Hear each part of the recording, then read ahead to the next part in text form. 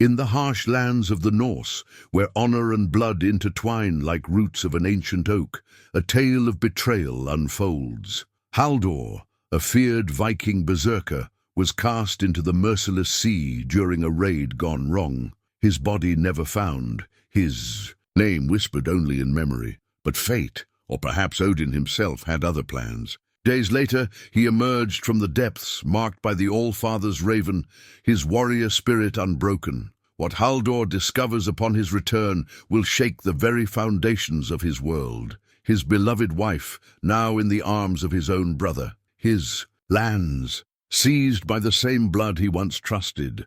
As ancient oaths collide with burning vengeance, one question echoes through the frost-bitten forests. Can a man choose between honor and blood when both flow through his veins? Before we jump back in, tell us where you're tuning in from, and if this story touches you, make sure you're subscribed, because tomorrow I've saved something extra special for you. The salt-laden wind carried memories of that final raid, each gust as bitter as betrayal itself. Haldor's fingers traced the splintered edge of his shield, now half buried in the coarse beach sand. The once proud oak barrier, reinforced with iron and decorated with the intricate knotwork of his clan, told its own tale of treachery. Through the shield's weathered surface, he remembered everything. They had set sail at dawn, 3 longships cutting through the morning mist like ravens through cloud. Bjorn, his younger brother, had insisted on this raid. The monastery at Lindisfarne holds enough gold to see us through 10 winters, he had argued, his eyes gleaming with an intensity that should have warned Haldor of what was to come. But blood blinds as often as it binds, and Haldor had seen only the eager brother who once followed him through their father's halls. The crossing had been smooth, too smooth.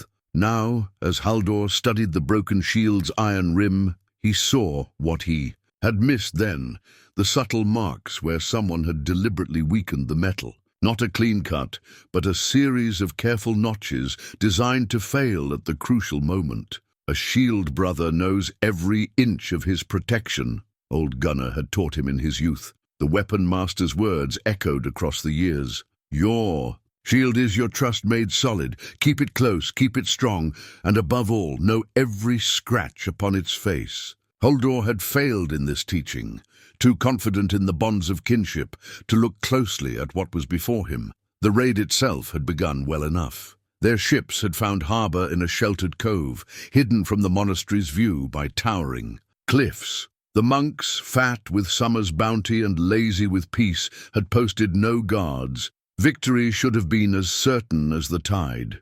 Haldor had led the charge, as was his right and duty as the elder brother. His berserker's fury, always carefully leashed until needed, had risen with the familiar heat of battle. Behind him he had heard Bjorn's horn call, rallying their warriors. But the call had been wrong. Not the signal to advance, but a different note entirely, a sound he now recognized as a warning to those who knew to expect it. The monastery's courtyard had erupted in chaos, but not the usual disorder of a raid. Hidden soldiers had sprung from the very doorways that should have held only cowering monks. Steel had met steel with purpose, not panic. They had been expected.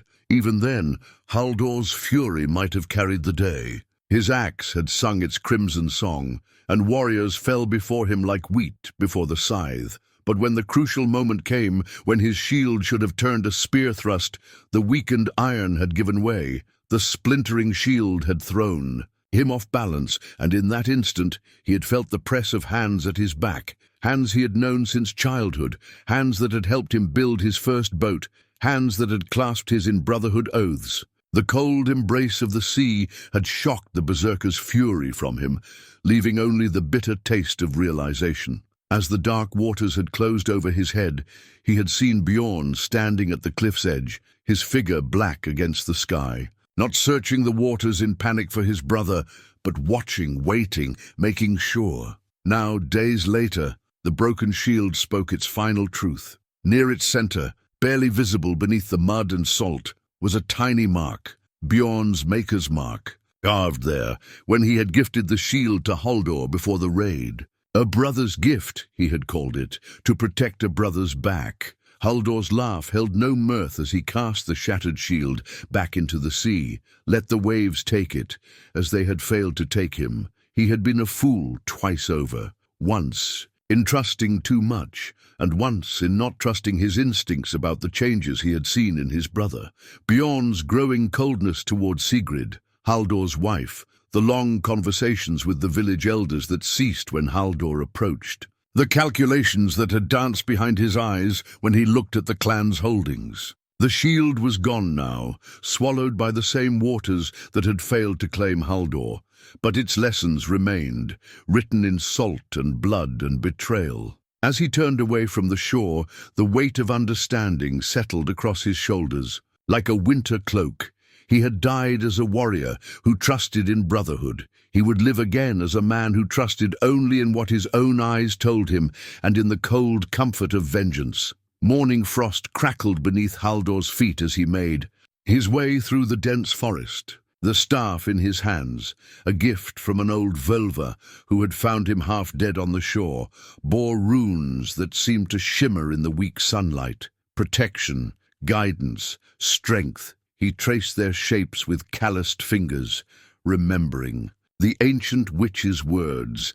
The gods return what was lost for a purpose, warrior. Your path home is written in blood and bone. The staff had been her last gift before she disappeared into the pre-dawn mist, leaving behind only the lingering scent of herbs and prophecy. Each night since, as he carved a new mark into the wood. To count the days of his journey, Haldor pondered those words. The god's purpose remained as mysterious as the depths that had spared him. 7 notches now marked the staff's smooth surface. 7 days of careful travel through territories that had once welcomed him as a friend, but would now raise the alarm at the sight of a dead man walking. His own reflection, glimpsed in still pools, told him why. The sea had changed him. His once golden hair had been bleached white by salt, and new scars traced patterns across his face where sharp rocks had greeted his return to shore. Even his eyes had altered, taking on the steel-grey color of storm-tossed waves. He paused at a familiar ridge, letting the staff bear his weight as he surveyed the valley below. In the distance, smoke rose from chimneys he knew well, the village of Karlsted, where Eric One-Eye had always offered him shelter during his travels. But Eric's loyalty would be to the living, not to ghosts, and word of Bjorn's elevation to clan leader would have reached here weeks ago. The thought of Bjorn wearing their father's cloak of leadership made Haldor's grip tighten on the staff, until the runes bit into his palm. How many other changes had 7 weeks wrought? How many loyal friends now called his brother Lord? And Sigrid? He pushed the thought away. There would be time enough for such wounds when he reached home. A branch cracked in the forest behind him. Haldor whirled, staff raised as both weapon and ward.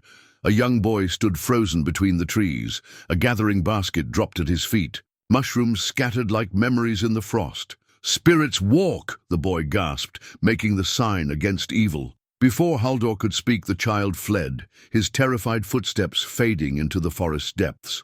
Haldor cursed softly. The boy would raise the alarm in Karlsted. He needed to move, and quickly, but not toward the village. Let them search the northern ridge while he circled east, through the deeper woods where few dared to travel. The staff's runes would guide him true, as they had these past 7 days. The eastern path was treacherous, passing through lands where ancient barrows rose from the earth like the shoulders of sleeping giants. Old stories told of Draugr walking these paths, undead warriors guarding their grave goods with unholy fury. Once Haldor had dismissed such tales as fireside fantasies. Now, as one returned from death himself, he wondered what truth lay buried in legend. As darkness approached, he found shelter in the hollow of a lightning-struck oak. The staff's runes glowed faintly in the gathering gloom, offering what comfort they could. He ate sparingly of the dried meat and hard bread the Völva had provided,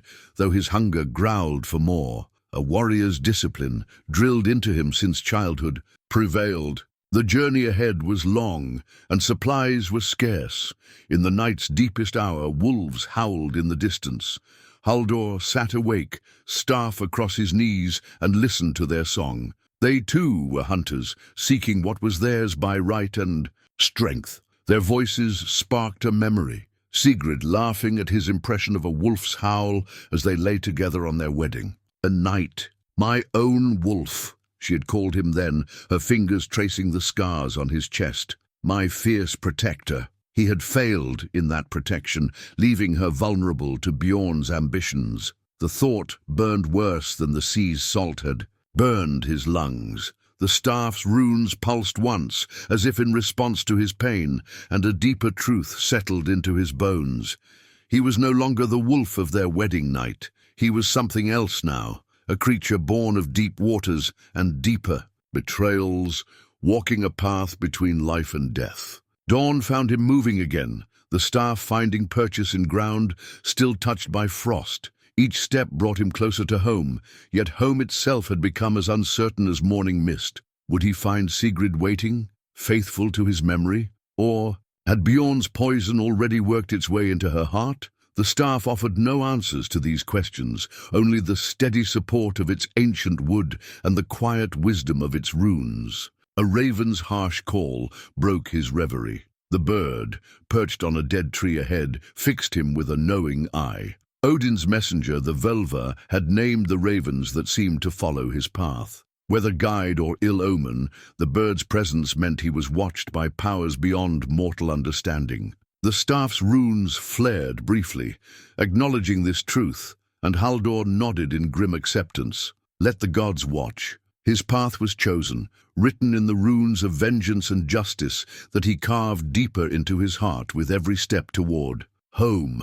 The forest gave way to familiar paths, each step stirring memories like autumn leaves. Here, the twisted oak where he and Sigrid had first spoken of marriage. There, the stream where they had pledged their troth beneath the midnight sun. But it was beside the ancient stone circle, in the hollow of a lightning-struck tree, that Haldor found the first physical proof of his world's unraveling.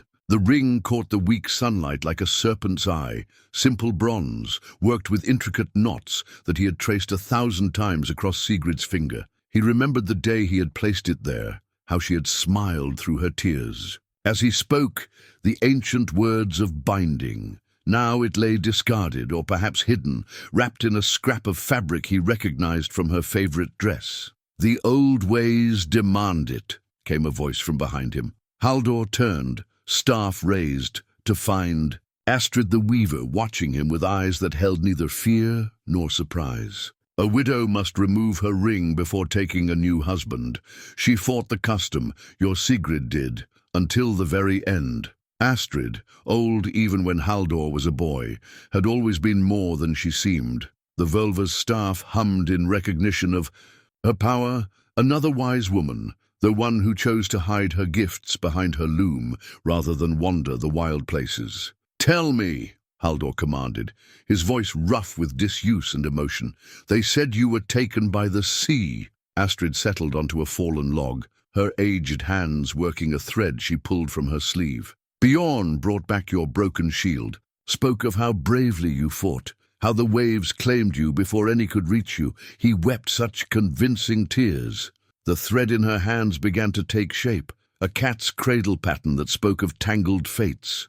Sigrid refused to believe at first, wore your ring, kept your place at table empty, but as weeks passed and no word came, the pattern shifted, became a web with a dark center. Bjorn was clever, spoke to the council of how the clan needed leadership, how a woman alone could not hold your lands, offered marriage as protection, for her, for your people, for your memory. Haldor's hand tightened on the staff until the runes bit into his palm. She agreed. Agreement suggests choice. Astrid's fingers twisted the thread again, and now it showed a bird in a cage. The council made its decision. Your brother spoke.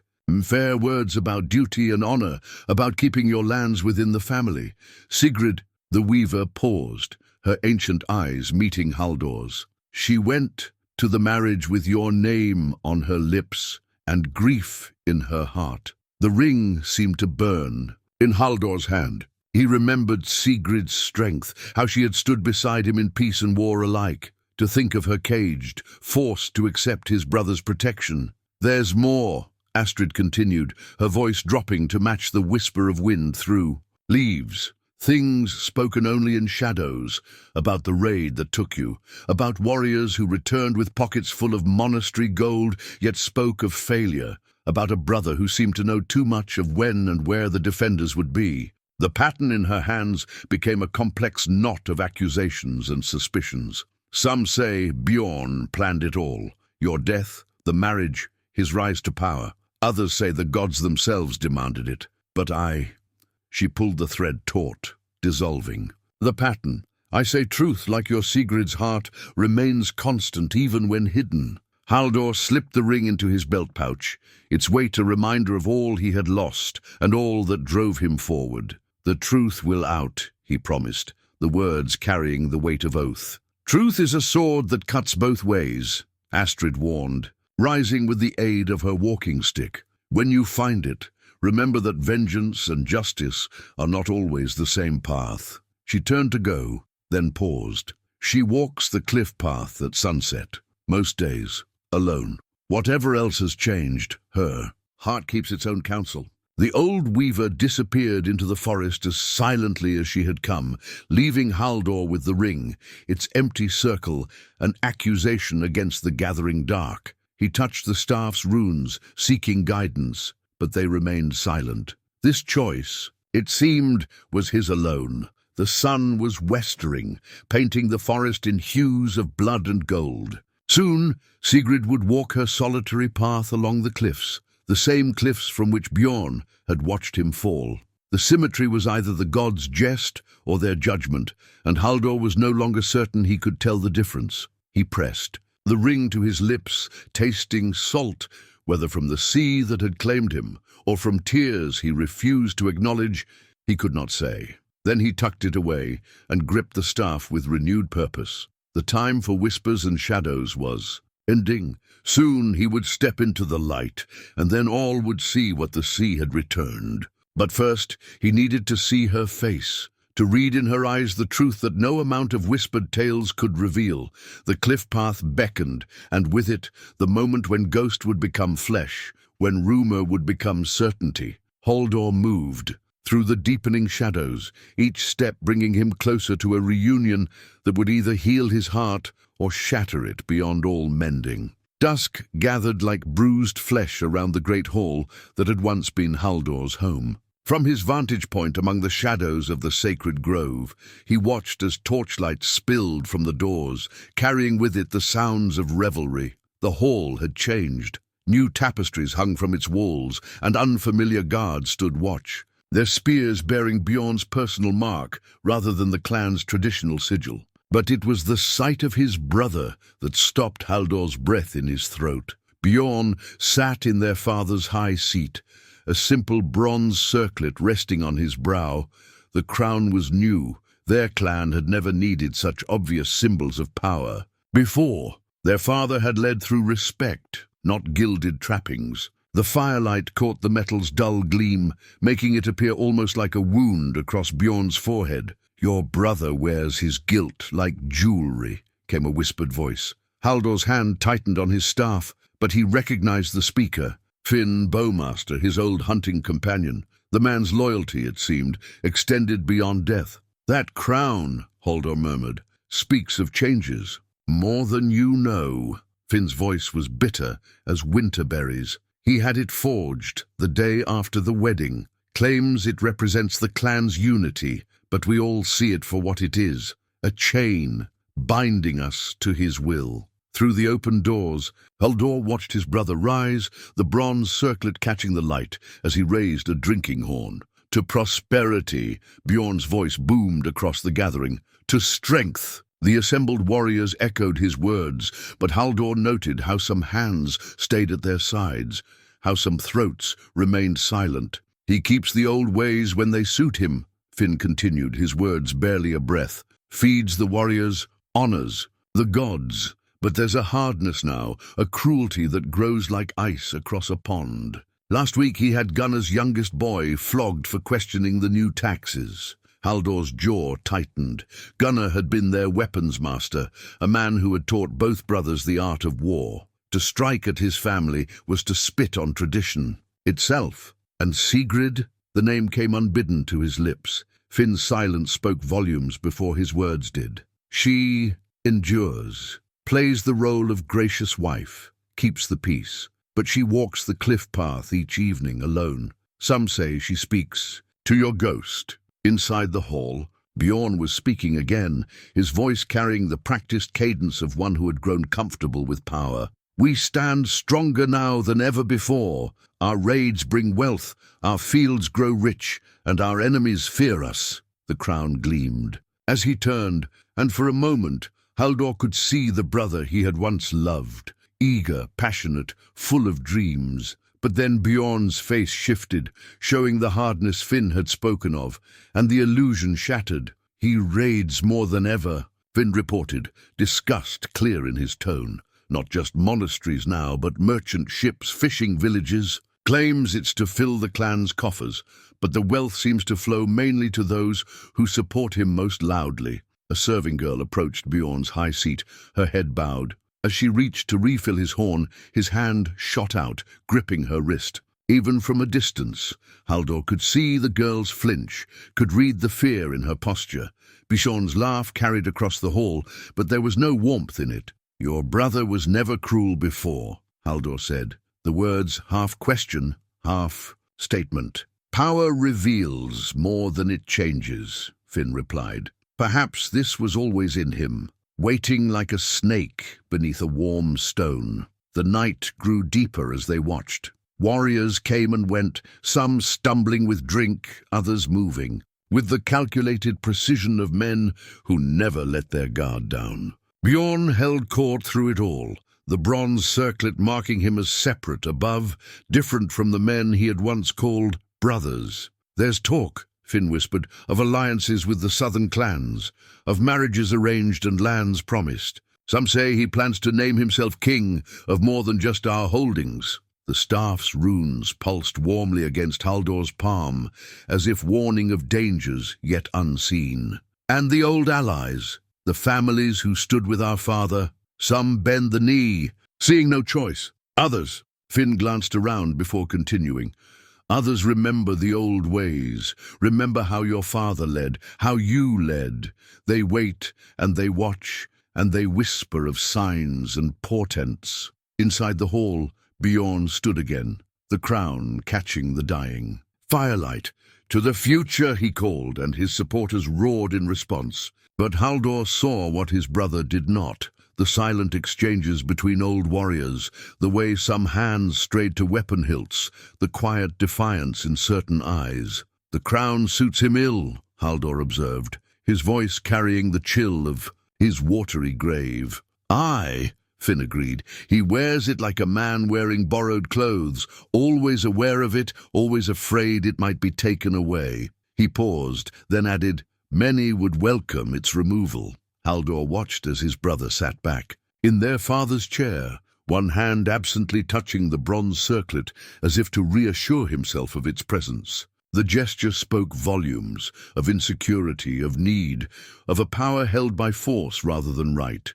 Keep watching, Haldor commanded softly. Keep listening. The time will come when every man must choose where his loyalty lies. Finn melted away, into the darkness, leaving Haldor alone with his thoughts and the sight of his brother wearing a crown that marked him as both ruler and usurper. The staff's runes glowed faintly, reflecting the torchlight, or perhaps responding to the weight of destiny gathering like storm clouds above the hall. In the deepening night, Haldor turned away from the scene of his brother's false kingship, his mind already turning to what must come next. The crown might sit upon Bjorn's brow, but power, true power, rested in the hearts and memories of the people, and memories, like the dead, sometimes returned when least expected. The carved wooden mask felt alive against Haldor's face, its ancient power thrumming in rhythm with his heartbeat. Finn had brought it from the temple stores, a sacred thing used in the ritual dramas of midwinter,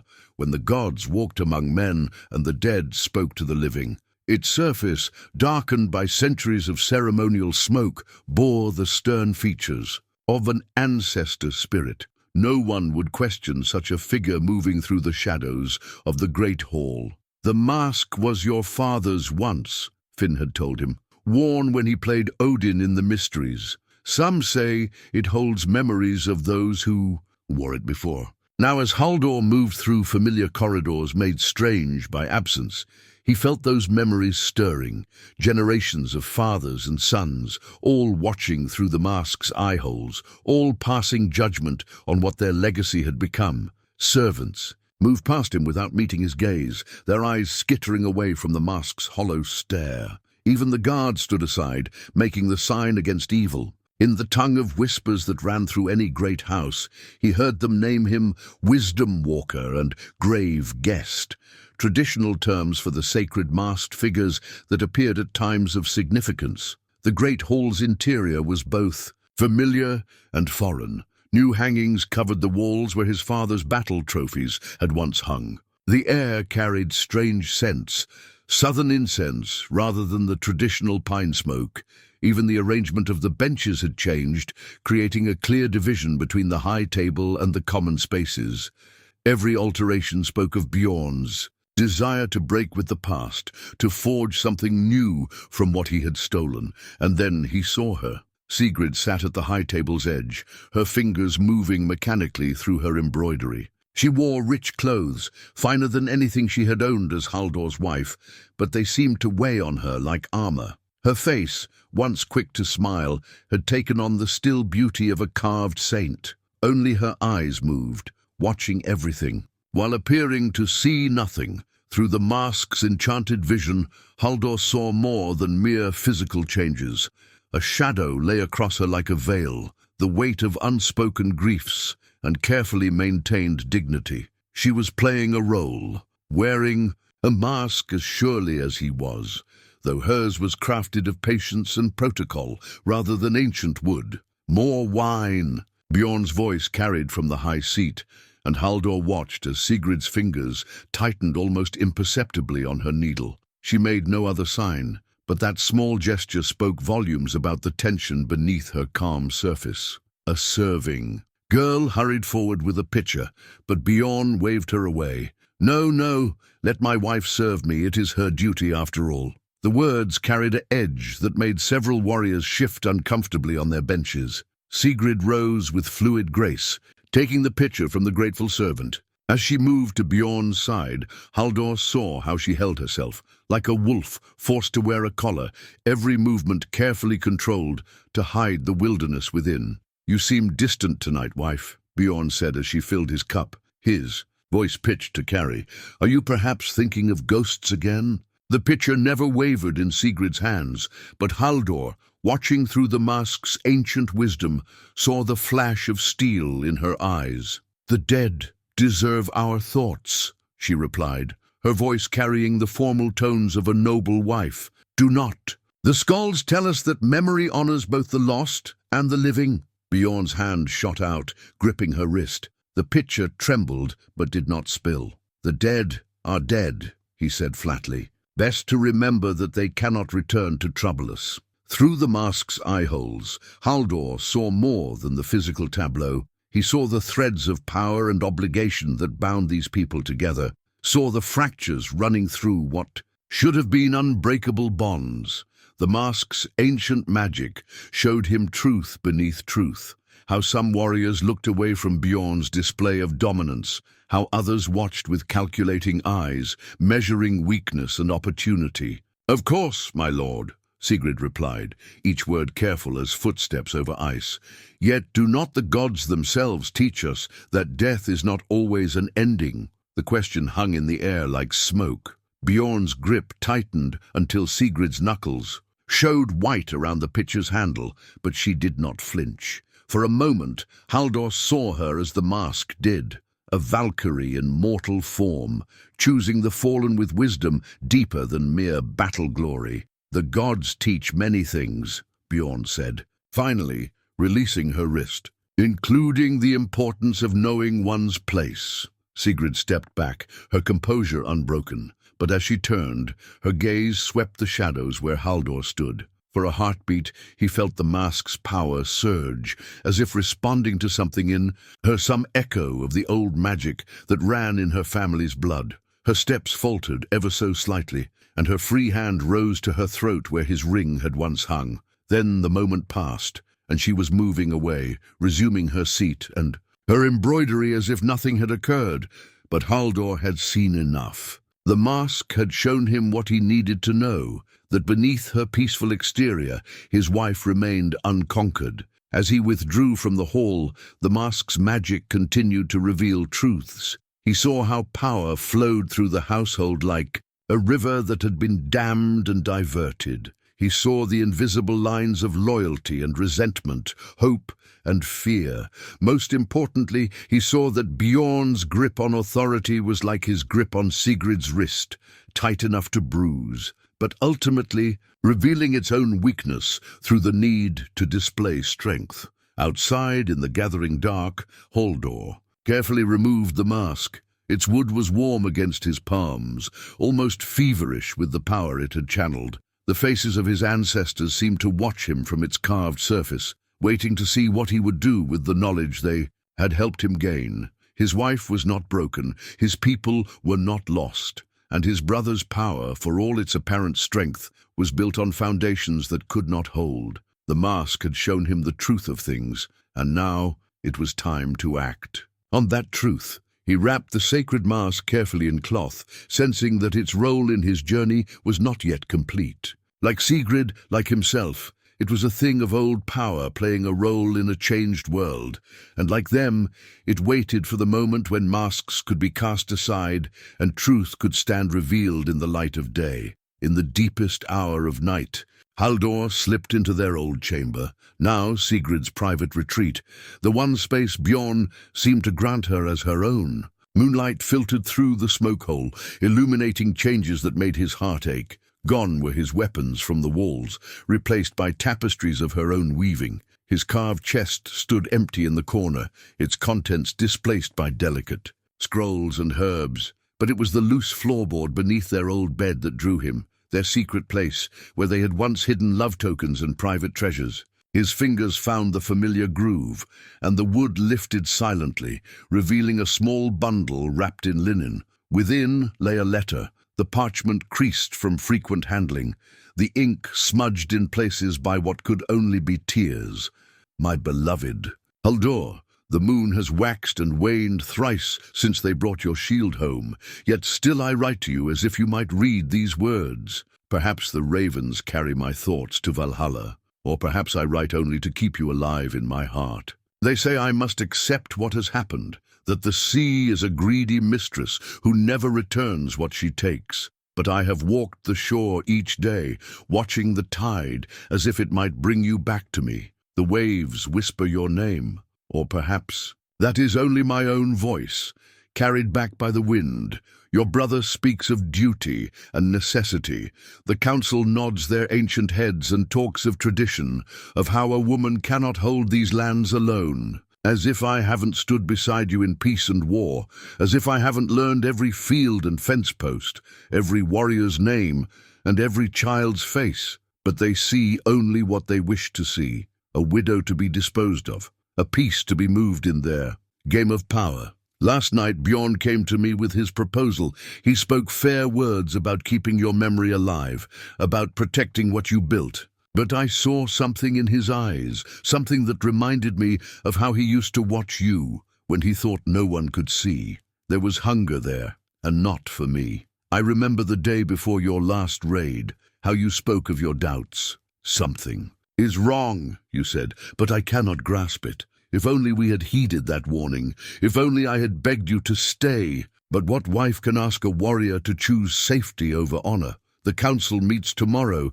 to decide my fate. They will dress it in fine words about clan unity and ancient customs, but we both know what it is. A taking as surely as any raid. Bjorn will wear your authority like borrowed clothes, and I am to be part of that costume. Some say I should feel honored that he would protect me thus, that many widows fare far worse. They do not see how each kind word from him is a knife in my heart, how each gesture of brotherly concern tastes of ashes in my mouth. I dream of you, my love. In these dreams you rise from the sea like some ancient god, wreathed in storm and vengeance. You come to set things right, to reclaim what was stolen. Then I wake and the empty dawn mocks such hopes. They will make me speak the words soon, make me promise myself to your brother, as if such oaths could ever bind my heart. But know this, my Haldor, whatever my lips may say, whatever my hands may do, my soul remains pledged to you alone. I will play their game, wear their mask, speak their words. I will survive as you taught me to survive, and each night I will walk the cliff, path where we first pledged our love, and I will watch the sea, and I will remember. If there is justice in the 9 worlds, if the gods have any mercy, let this letter find you somehow. Let you know that I remained true even when truth became treason. With all my heart, in this world and the next, Sigrid, the parchment trembled. In Haldor's hands, each word a sword thrust to his soul. He could see her writing this by candlelight, fighting to keep hope alive even as the walls closed in around her. His fierce, proud Sigrid, forced to bend, but never breaking. A sound in the corridor froze him in place. Footsteps approached, the familiar pattern of Sigrid's walk, but heavier now, weighted with burdens he had never meant her to carry. Quickly he returned the letter to its hiding place, his fingers lingering for a moment on the floorboard, that held such testament to unchanging love.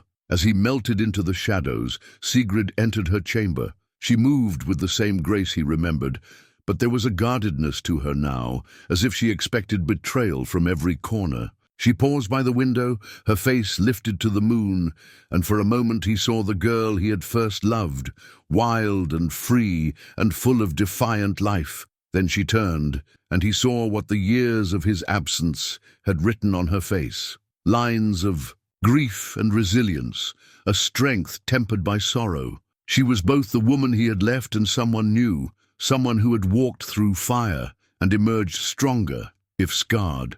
Her hand went to the floorboard, an unconscious gesture that spoke of habit. Did she read her own words in the dark hours, he wondered, to remind herself of who she truly was beneath the mask of compliance? Did she still believe in the dreams she had written of his return from the sea? As if in answer, she spoke softly to the empty room. The sea keeps its secrets, but sometimes, my love, it gives them back. Haldor's heart clenched at her words. Even now, even here, she kept faith, not with blind hope, but with the stubborn determination that had first drawn him to her. She had survived, as she promised. In her letter, survived and kept watch while he fought his way back to her through death itself. He slipped away as silently as he had come, carrying the weight of her written words like armor around his heart. She had asked for justice from the 9 worlds. Now he would deliver it, not just for himself, but for every dream and hope laid bare in that hidden letter.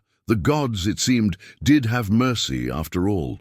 They had preserved not just his life, but the love that made that life worth reclaiming. The ancestral sword hung above Bjorn's new throne, its pattern-welded blade catching torchlight like frozen lightning. Dragon Tooth, their father had named it, forged by 3 generations of smiths and blessed in the blood of 100 battles. By all rights, it should have passed to Haldor as eldest son. Now it served as another symbol of Bjorn's stolen authority. He practices with it each morning, Eric the smith whispered, his scarred hands moving automatically over his work as they spoke in the relative privacy of the forge. But the sword refuses him. 3 times I've had to repair the edge where it turned in his grip, never saw steel act so contrary. Haldor watched as his old friend examined a bent axe head, the mundane task a cover for their conversation. The forge's heat kept curious ears at bay, its constant ring masking quiet words. The old weapons remember, Eric continued, his voice barely audible above the bellows breath. They know their true masters. Your father used to say, Dragon Tooth had a soul of its own. And what does my brother say of these mishaps? Haldor asked, keeping his face in shadow. Eric spat into the quenching barrel. Claims it's poor maintenance. Had young Thorvald flogged for letting the blade rust, though any fool could see it was clean as spring snow. The boy's uncle.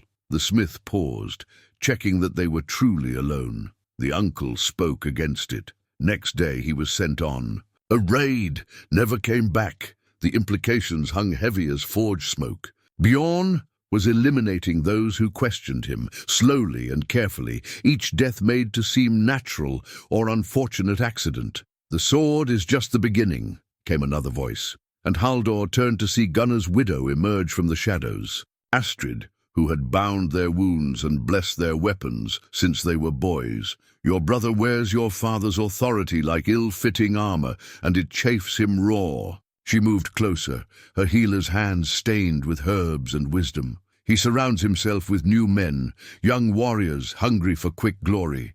The old guard, those who remember your father's ways, find themselves assigned to dangerous missions or remote posts. Some refuse to touch that sword now," Eric added, hammering the axe head with careful precision. "Say it carries ill luck.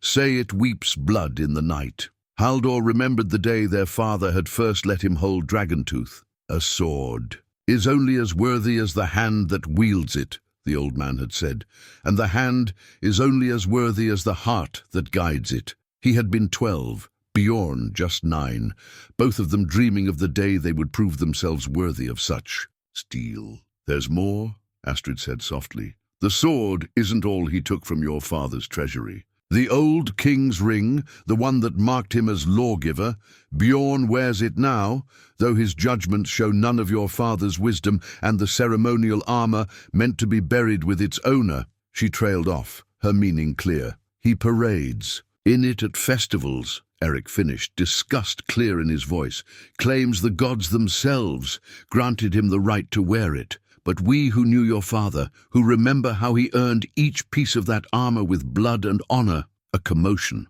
outside the forge interrupted them. Through the open door, Haldor saw a group of Bjorn's new warriors, dragging a struggling figure, one of the old clan warriors, by his grey hair and proud bearing. "Spread dissent, will you?" The leader of the young warriors, a man Haldor didn't recognize, struck the old warrior across the face. "Speak of the old ways as if they matter now." The old man spat blood, but kept his dignity. "I speak of honor," he declared, loud enough for all to hear. "I speak of oaths kept and blood debts paid. If that's dissent, then mark me guilty." Bjorn appeared in the doorway of the great hall, Dragontooth at his hip. Even at this distance, Haldor could see how the sword hung awkwardly, its shape refusing to conform to his brother's grip. "What's this disturbance?" Bjorn's voice carried the artificial weight of borrowed authority. "Caught him telling tales, my lord," the young warrior reported. "Speaking of signs and omens, saying how the gods show their displeasure through the sword's resistance." Bjorn's hand went to Dragoontooth's hilt, and Haldor saw him wince as the blade shifted, almost serpent-like, away from his touch. "The gods show their pleasure through victory," he proclaimed. "Through wealth and power, the old ways bend to new strength." He drew the sword, and even from his hidden vantage point, Haldor could see how the blade trembled, its pattern-welded surface seeming to writhe in the daylight. "Let this be a lesson," Bjorn declared, raising the weapon. But before he could strike, the sword twisted in his grip. Blood welled from his palm, and Dragoontooth fell to the earth with a sound like distant thunder. The gathered crowd gasped, and even Bjorn's loyal warriors stepped back. "Take him to the cells," Bjorn commanded, cradling his bleeding hand. "We'll show how the new ways deal with those who cling to old superstitions." As the old warrior was dragged away, Bjorn bent to retrieve the sword. 3 times he grasped the hilt, and 3 times his hand slipped, as if the weapon itself refused his touch. Finally, he commanded one of his men to pick it up, watching with poorly concealed rage as the blade allowed itself to be handled by lesser hands. "The sword knows," Astrid whispered, her words meant for Haldor alone. "As we all know, it waits for its true wielder to reclaim it." "Steel and blood remember," Eric agreed, his hammer falling in rhythm with his words. "The old songs tell us that a warrior's weapon carries part of his soul. Your father's sword remembers his honor, his wisdom. It remembers you." Haldor watched as Dragontooth was carried back into the hall, its surface now dull and lifeless in the hands of Bjorn's man. Soon, he knew, he would face his brother blade to blade. When that day came, the sword's memory would prove as sharp as its edge. "Keep watching," he told his loyal friends. "The time approaches when all debts must be paid, all memories honored." They nodded, understanding that more than mere revenge was at stake. This was about restoration, of honor, of tradition, of the delicate balance between old ways and new that had kept their people strong through generations of change. As Haldor melted back into the shadows, Dragontooth's rejected blood stained the earth where his brother had stood. Even the ground, it seemed, remembered who should rightfully wield their father's blade. Deep in the sacred grove, where ancient oaks remembered the first settlers' oaths, Finn presented Haldor with a wrapped bundle. The cloth fell away to reveal the clan's war horn, its surface dark with age and carved with runes of summoning. The horn's curve bore the teeth marks of heroes, each notch a remembrance of a great victory, bitten into the horn's rim during victory feasts. "Your father carried this at the Battle of White Falls," Finn said, his voice heavy with memory. "One blast to gather, two to advance, three to call the berserker's fury. The old warriors remember its voice." Haldor ran his fingers over the notches, each one a story he had learned at his father's knee. "How many will answer?" "More than Bjorn suspects." Finn's eyes gleamed in the pre-dawn light. "The young ones, his drinking companions and raid brothers, they'll stand with him. But the old guard, the shield wall veterans who remember when oaths meant something, they wait for a sign." From the shadows emerged faces Haldor knew well. Eric the smith, his arms bearing fresh burns from the forge where he secretly repaired old weapons. Gunnar's widow Astrid, her hands stained with healing herbs and secrets. Old Thorvald, who had taught both brothers the art of sailing. Each carried the weight of decision in their eyes. "The horn cannot sound until all is ready," Astrid cautioned. "One false note, and Bjorn's ravens will bring death to many homes." Haldor lifted the horn, feeling its power thrum through his bones. "Tell me." They gathered closer, voices low but urgent. Eric spoke first. "The southern garrison, where Bjorn exiled the veterans, they maintained the old signals. One torch for warning, two for gathering, three for war. They watch every night. The fishing boats," Thorvald added, "carry more than just nets these days. Messages flow between the old families, passed in songs and riddles. They await only the horn's call." "Even in Bjorn's own hall," Astrid whispered, "loyalty to the old ways runs deeper than he knows. 3 nights ago I counted the empty cups at his table, more men choosing clear heads over mead, preparing for what's to come." Haldor tested the horn's weight, remembering how its voice had rallied warriors since before his grandfathers. Time.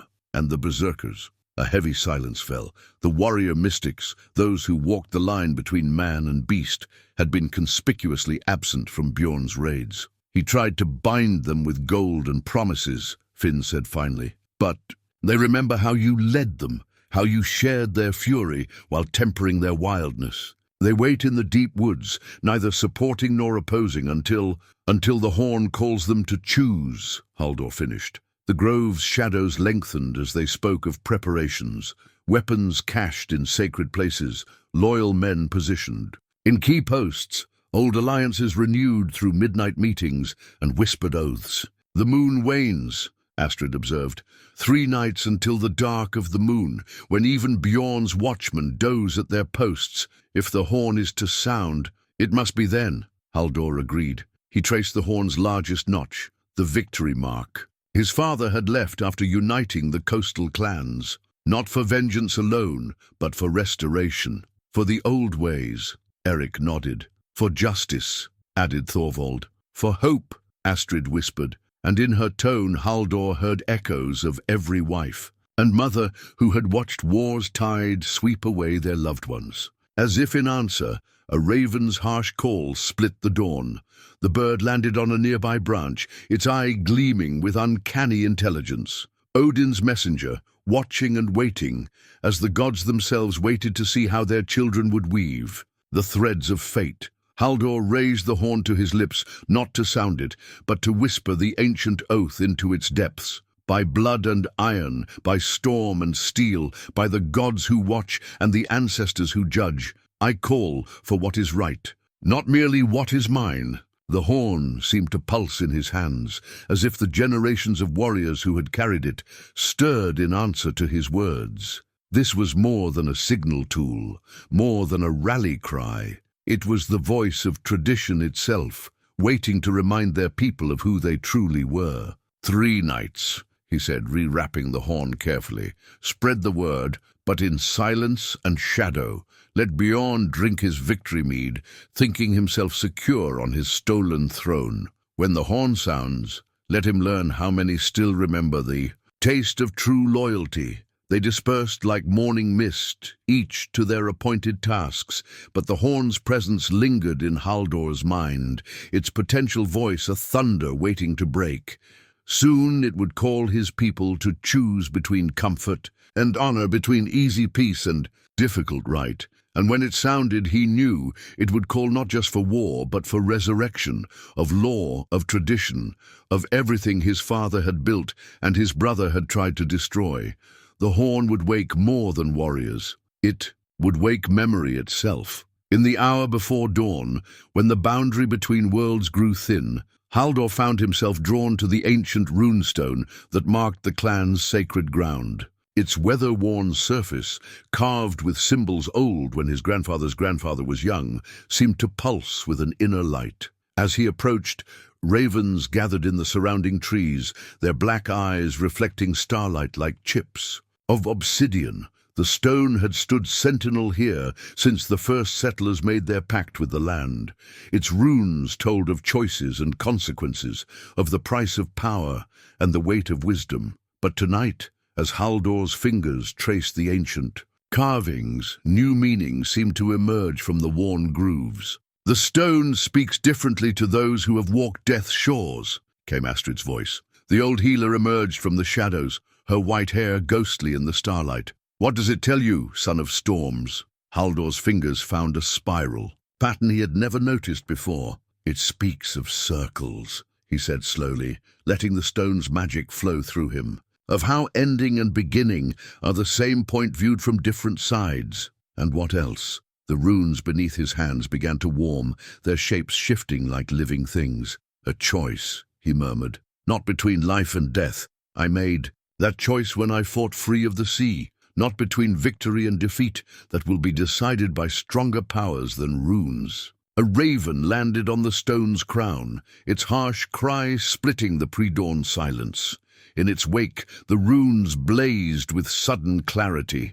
"The stone shows 3 paths," Haldor continued, his voice distant as the prophecy took him. "One bright with glory and vengeance, where Bjorn's blood stains Dragontooth's blade, and songs speak of my return for generations." The raven's head tilted, its eye reflecting the runic light. "The second path gleams with gold and power, where mercy breeds loyalty, and Bjorn kneels in shame before the clan, surrendering crown and wife and lands." "And the third?" Astrid's question carried the weight of fate. Haldor's hand fell to the lowest rune, its shape ancient and strange. "The third path lies in shadow. I cannot see its end, but it tastes of truth and tears, of wisdom, bought at bitter. The price?"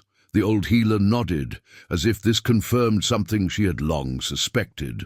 "The gods rarely make our choices easy. That's why they're tests of worth, not merely tasks to complete." More ravens landed, surrounding the stone in a black-feathered circle. Their presence made the runes pulse stronger, and new images formed in Haldor's mind. "I see Bjorn as a boy, following me through father's halls, his eyes full of hero worship and hunger. I see him practicing with wooden swords, always striving to match my skill, always falling short. I see the moment that love curdled into something darker." "The stone shows what must be seen," Astrid said softly, "not always what we wish to see." The runes shifted again, showing him Sigrid standing on the cliff path, her face turned toward the sea. In one future she wore a crown of victory, in another a widow's veil, and in the third, the shadowed path, she held something he couldn't quite make out, her expression both grieving and transcendent. "Choice is the forge of wisdom," Astrid quoted the old saying, "but wisdom rarely walks the expected path." The raven on the stone's crown swooped down, landing on Haldor's shoulder. Its weight felt like destiny, its claws sharp as truth against his skin. Through its eyes, he suddenly saw himself as the gods must see him, not just a wronged man seeking justice, but a thread in a larger tapestry, a story that had been unfolding since the first runes were carved. The test isn't about victory, he realized, the words feeling torn from some deeper part of him. It's about understanding, about seeing beyond the surface of betrayal to the roots beneath. And what do those roots tell you? Haldor stepped back from the stone, though its runes still burned in his vision. That my brother's betrayal began long before the raid. That every choice he made, every step toward darkness, came from wounds. I never saw healing wrong. The ravens took wing all at once, their exodus leaving the sacred ground somehow emptier. But the runestone continued to pulse with power, its message now carved into Haldor's heart as surely as it was carved in stone. "Understanding does not demand mercy," Astrid reminded him. "The gods know well that some wounds can only be healed by the knife." "No," Haldor agreed, "but it demands wisdom. The horn will sound, the warriors will gather, and blood will answer." Blood. But now I see that the victory I seek might wear a different face than the one I imagined. Dawn's first light struck the runestone, making the carvings seem to dance. For a moment Haldor saw all three paths stretching before him with perfect clarity. Glory, power, or that shadowed road that promised neither but whispered of deeper truths. The choice, when it came, would be his alone, but the stone had shown him that choice itself was only the beginning of wisdom. In the dusty corners of his father's storage room, beneath shields and rusting mail, Haldor found the wooden horse. His fingers remembered its shape before his eyes confirmed it. The notched ear where he'd dropped it in the fire, the smooth groove worn by years of small hands galloping it across windowsills and table edges. Their mother had carved it during the long winter when Bjorn was born, giving it to Haldor with a solemn charge: "Share this with your brother and teach him the ways of brotherhood." The toy's paint had long since worn away, leaving only traces of the once bright colors in its deepest crevices. Like memory itself, Haldor thought, holding what remained of brighter days. "I remember that horse," came a voice from the shadows. Old Harold, their father's closest friend, emerged from behind a stack of trade goods. "You boys fought over it something fierce, until your father made you take turns. One sunset to the next, regular as tides." Haldor turned the toy over, finding the tally marks they'd carved to track their days of ownership. "Bjorn always suspected I took longer turns. And did you?" "No." The word carried the weight of years. "I gave him extra time when he was sick with fever, marked my own tallies anyway, so he wouldn't feel shamed by charity." Harold settled his ancient frame onto a nearby chest. "You were always protecting him, even from kindness itself. Maybe that was the first mistake." The horse's wooden flanks held other memories. The day Bjorn had first successfully wielded a sword, how he'd placed the toy at the head of his bed to guard his dreams of glory. The morning of their father's funeral, when Haldor had found his brother clutching it in their mother's empty chamber, tears leaving clean tracks through the ash on his face. "He used to follow you everywhere," Harold mused, "like a shadow trying to catch the sun. Every feat you accomplished became his measure of worth." Haldor's thumb found the notched ear. "I remember the day this happened. Bjorn had taken the horse to the great hall, was showing the warriors how it could leap the fire pit. His hand slipped. "And you grabbed it from the flames," Harold finished. "Burned your own hand to save his toy. He didn't speak to you for a week after. I never understood why." "No." The old warrior's eyes held ancient wisdom. "Think, boy. Every time you protected him, every time you proved the better brother, you added a stone to the wall between you. A wall built of love on one side and shame on the other. The wooden horse seemed heavier now, weighted with understanding. How many times had Bjorn watched him succeed where others failed? How many songs praised the elder brother's deeds, while the younger sat in shadow? The day he beat you at sword practice, Harold continued, do you remember what you said? I praised his skill, told him father would be proud, and he broke the practice sword across his knee and stormed out. Because even in defeat, you found a way to be the better man. Haldor set the horse on a nearby shield, watching it teeter like the memory of childhood certainties. When did love curdle into hatred? Not hatred, Harold corrected. Hunger. For the respect you earned so easily, for the place you filled so naturally. Every kindness from you was salt in that wound. A ray of dusty sunlight caught the toy horse, throwing its shadow long across stored weapons of war. The night before the raid, Haldor said slowly, he came to my chamber, wanted to show me the route he'd planned. I remember thinking how detailed his preparations were, how thoroughly he'd considered every aspect. I praised his foresight and sealed your doom, Harold finished softly, because even as you acknowledged his competence, you did it from the height of elder authority. The last proof he needed that he'd never escape your shadow while you lived. The horse's wooden eyes seemed to hold all the sadness of the 9 worlds. Haldor lifted it, feeling the weight of might-have-beens. If I had seen... You saw with a brother's eyes, Harold interrupted. You loved him too well to see his darkness growing. And now you must decide if that love still guides your hand, even knowing where it led. The old warrior stood with a grunt of effort. Your father used to say that the hardest test of leadership is knowing when to help a man and when to let him fall. Perhaps that's true of brotherhood as well.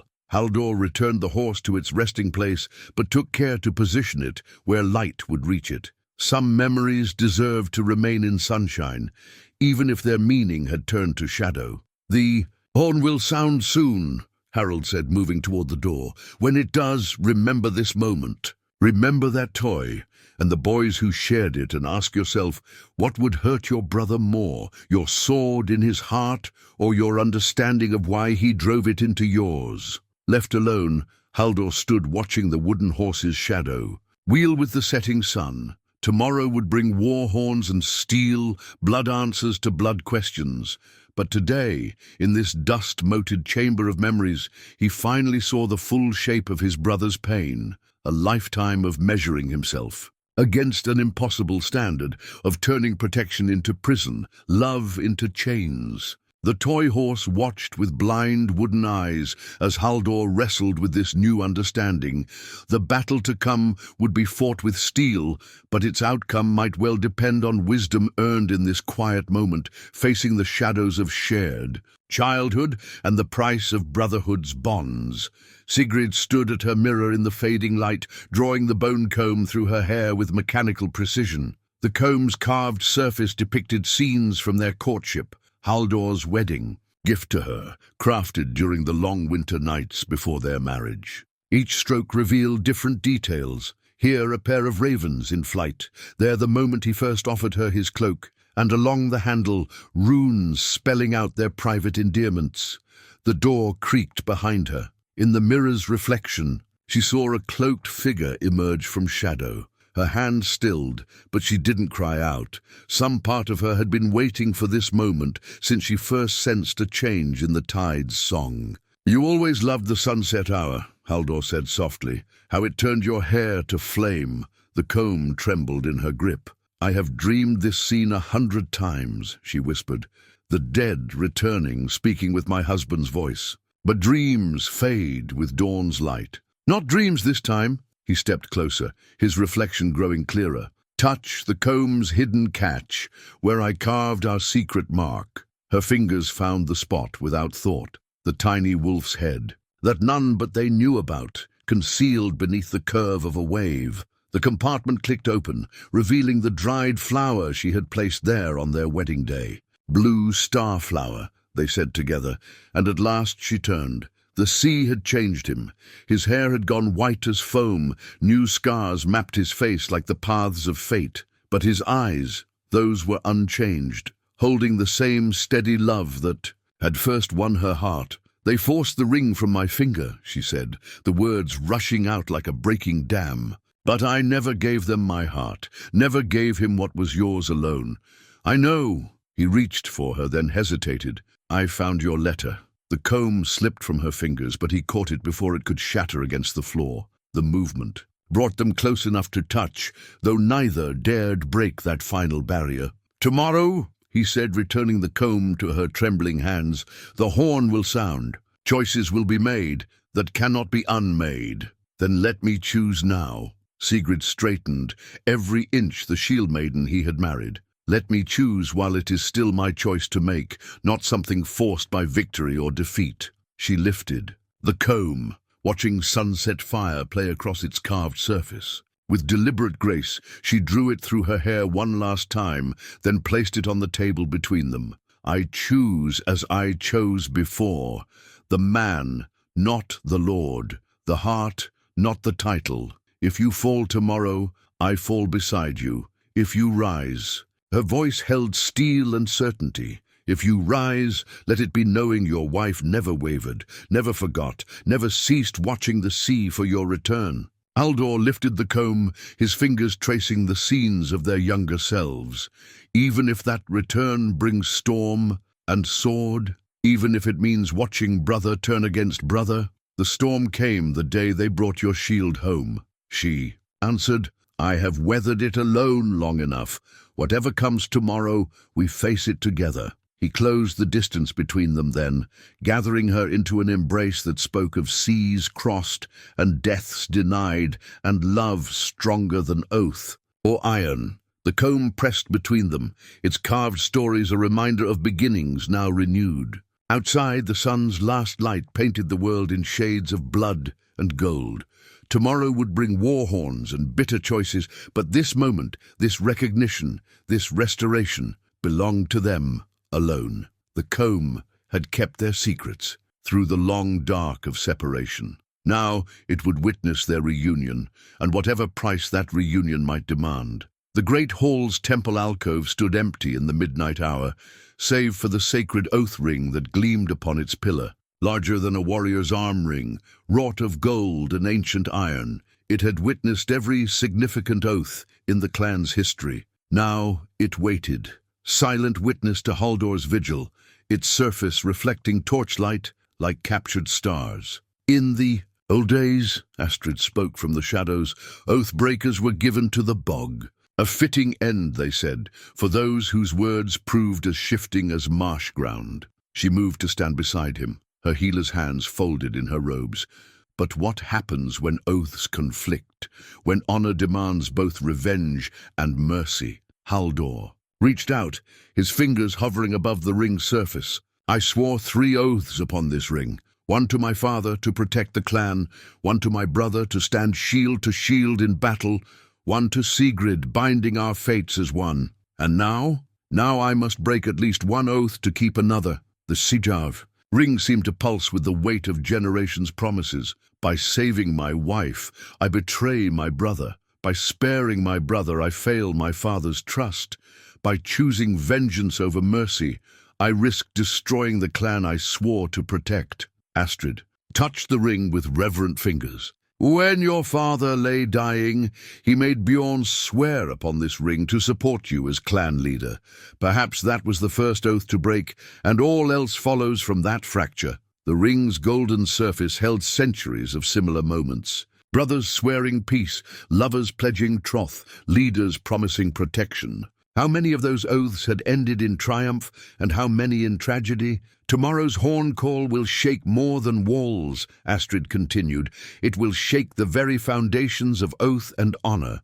The young ones watch and wonder, if a brother's oath can break, if a leader's word can twist, what remains sacred?" Haldor's hand closed around the ring, feeling its cold weight. "Perhaps that is the true test. Not whether I can defeat Bjorn, but whether I can restore faith in the oaths themselves. And how will you do that, oath-bound warrior? When the horn sounds and steel answers steel, how will you keep faith with all you've sworn?" The ring seemed to warm in his grip, as if awakening to its role in the tale. Through its circle, Haldor saw the shape of what must come, not just victory or defeat, but restoration of something deeper than either. The old ways teach that an oath, once broken, demands blood price, he said slowly. But they also teach that wisdom may find paths where honor alone sees only walls. Astrid nodded, understanding dawning in her ancient eyes. So you will let the ring judge? Let the weight of sworn words guide your blade? I will let truth speak louder than vengeance, Haldor answered, releasing the ring to its sacred pillar. Tomorrow, before all gathered, we will speak our oaths again, Bjorn and I before gods and men. Let all hear what was promised, and what was broken, and what price honor demands. The ring caught the last torch's flame, its shadow forming, a perfect circle on the temple floor, unbroken, like the truth it would reveal. Tomorrow it would witness either reconciliation or retribution, but tonight it held all possibilities in its golden curve. May the gods grant you wisdom equal to your courage, Astrid blessed him, leaving him alone with the ring and its centuries of sworn faith. In its polished surface, Haldor saw his own reflection fractured and multiplied. Warrior, brother, husband, leader, each face of his being bound by different oaths, each demanding its own price. Tomorrow, before this same ring, those prices would come due. In their father's private chamber, unchanged since his death, Haldor placed the ancient drinking horn on the table between two chairs. The vessel, carved from a black aurochs horn and rimmed with silver, had served their family for generations. Legend held that it could turn water to poison for those who spoke false, while true words would transform the same drink to sweetest mead. One last chance, Finn had urged, pressing the horn into his hands. The old magic might spare bloodshed, if he can be made to face his lies. Now Haldor waited, watching moonlight trace patterns across the horn's polished surface. The door creaked, and Bjorn entered, alone, as the message had requested. His brother's step faltered at the sight of him, hand instinctively reaching for a sword that wasn't there. So, Bjorn's voice held forced calm. The rumors were true. The sea gave up its dead. Or perhaps it never took what was offered. Haldor gestured to the empty chair. Sit, brother. Share one last drink, as we did before that raid. Bjorn's eyes fixed on the horn, recognition widening them. Father's truth speaker. His laugh held no mirth. Have we fallen so far that we need magic to speak honest words between us? We fell the moment you chose betrayal over brotherhood. Haldor filled the horn with clear water from a waiting pitcher, but perhaps we can rise again, if truth finds purchase in your heart. Truth! Bjorn spat the word like poison. What truth did you ever let me own? Every victory of mine lived in your shadow, every achievement measured against your legend. Even now, returning from death itself, you prove I can never escape your reach. Haldor lifted the horn, watching, liquid shimmer within its depths. Then speak your truth, brother. Tell me how you planned my death. Tell me how you watched me fall. Tell me how you claimed my wife and lands, all while wearing grief's mask to hide triumph's smile. You want confession? Bjorn's face twisted. Yes, I arranged it all. Yes, I weakened your shield and positioned the monk's defenders. Yes, I watched you fall and felt nothing but relief.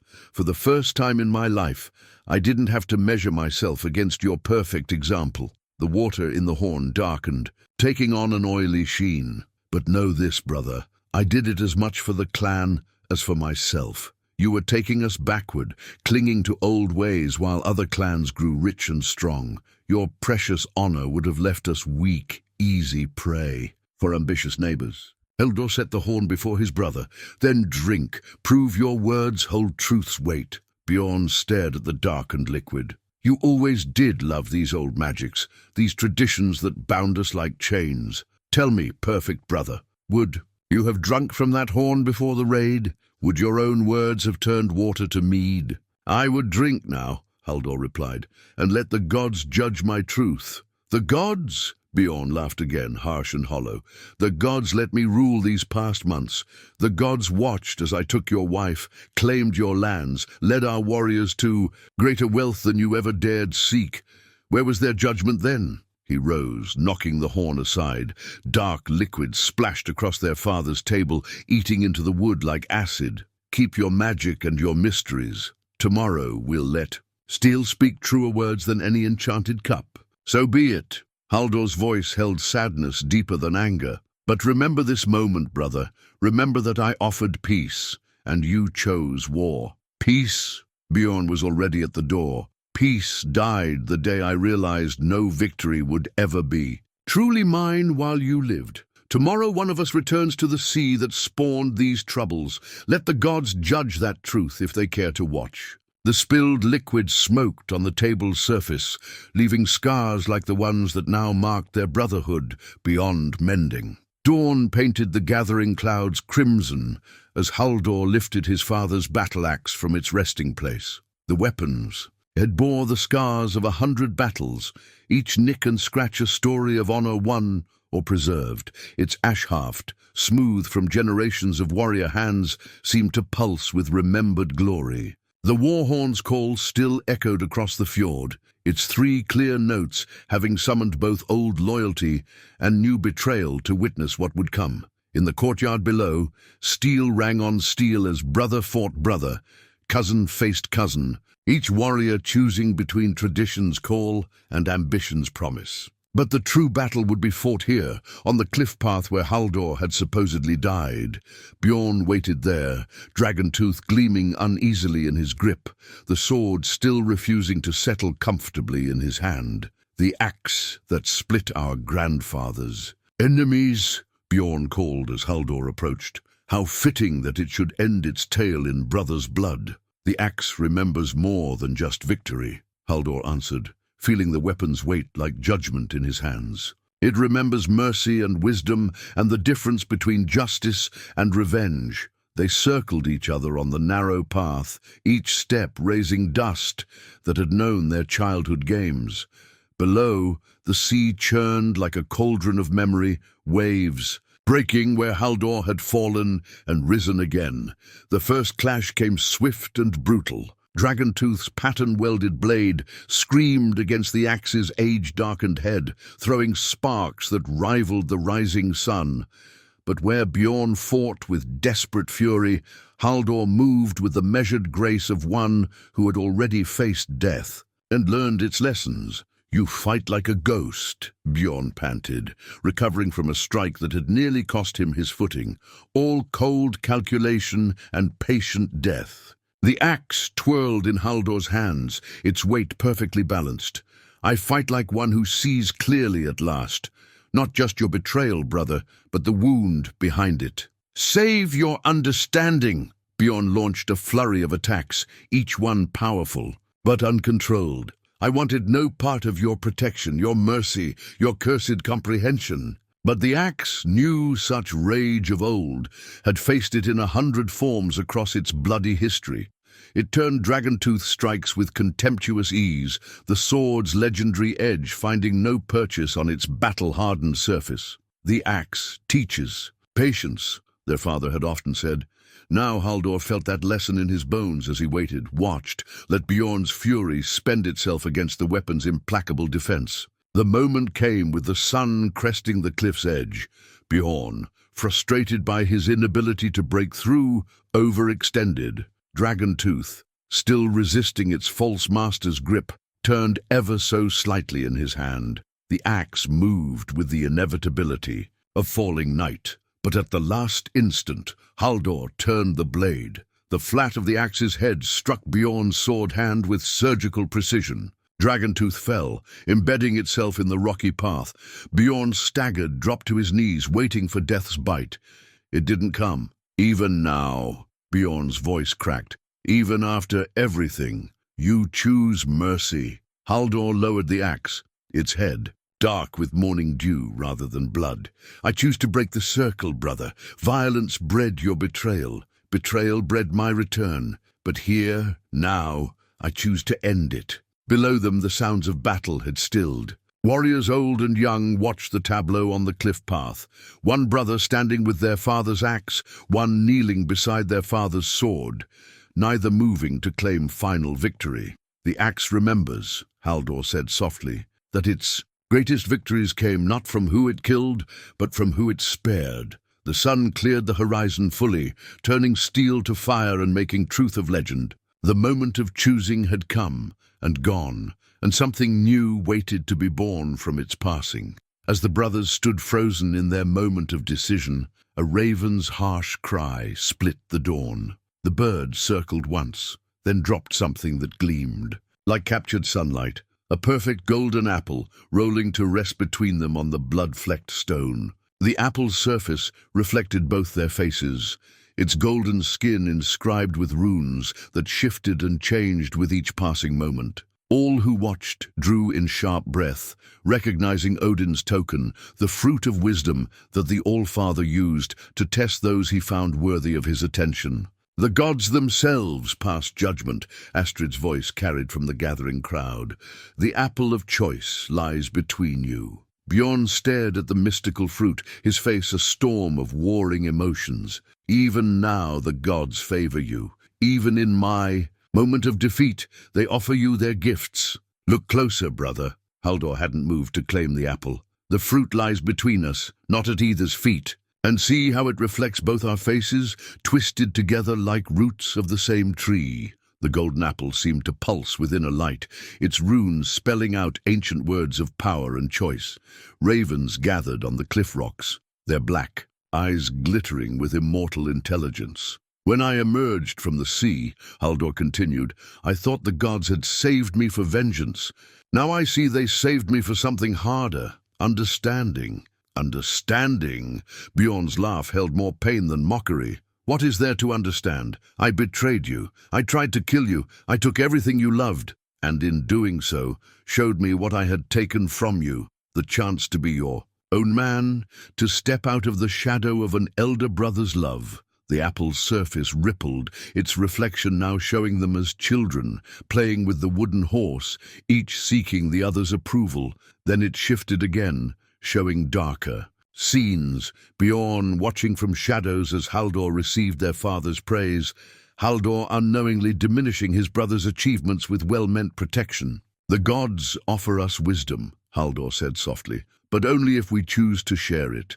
The apple lies between us because its gift is meant for both." He extended his hand, not to take the apple, but to offer aid to his kneeling brother. "Stand with me, Bjorn, not in my shadow or above me in stolen authority, but beside me, as we were meant to be." The ravens called again, their voices blending into something like human speech.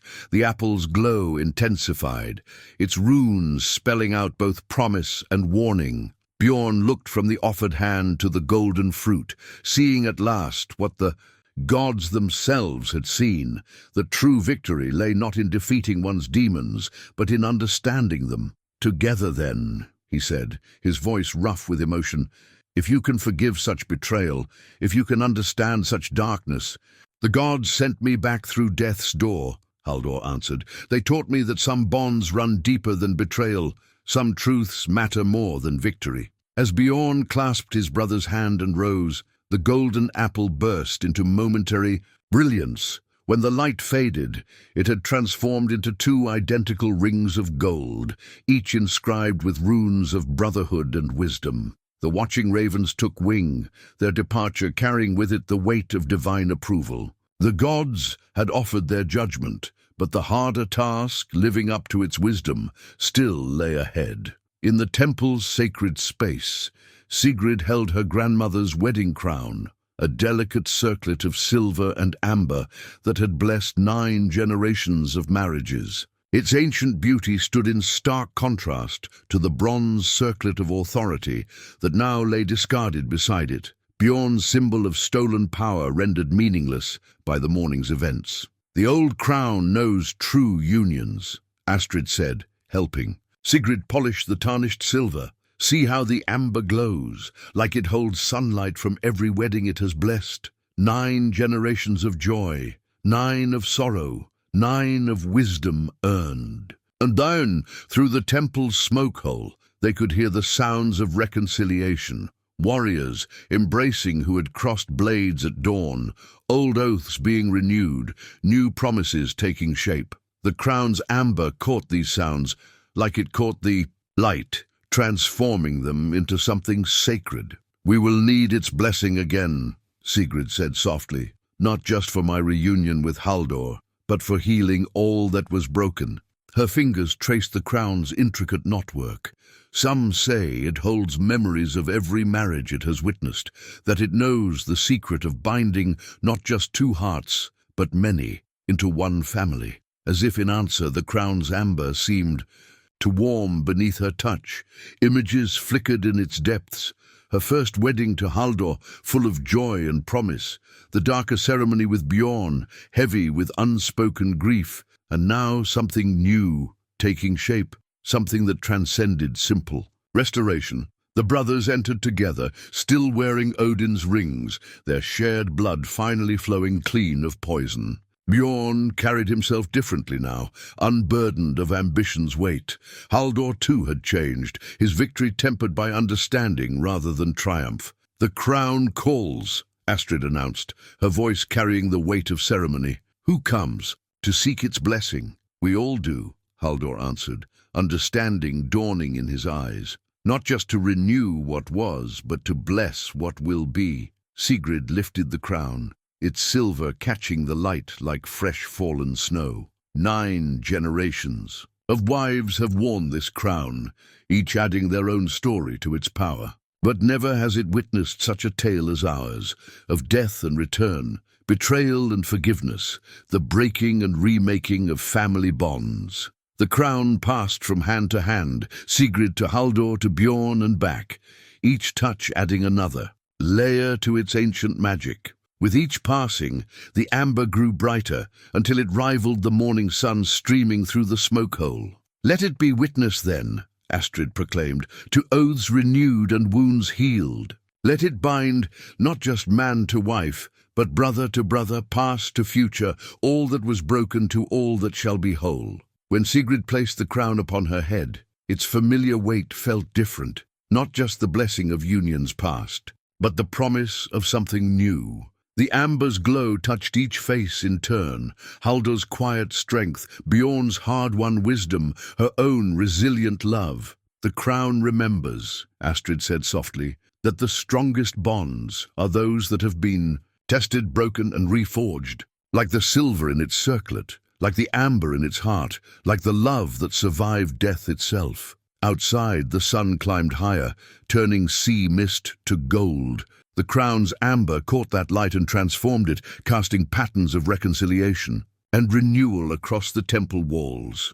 Dawn had brought war, but wisdom would guide them into whatever future the gods had spun from their choices. Years later, when summer storms clear to reveal double rainbows across the fjord, elders bring their children to the saga stone that stands where brothers once chose wisdom over vengeance. Its weathered surface, carved with scenes of death and return, betrayal and forgiveness, tells a story that grows deeper with each passing season. Here, the runes show a warrior rising from the sea, blessed by Odin's ravens. There, 2 brothers face each other on a cliff path, their weapons poised between violence and understanding. The stone's heart bears the image of a golden apple transformed into rings of brotherhood, while along its edges, a wedding crown binds past to future in eternal cycle. Haldor and Bjorn carved it together during that first year of reconciliation,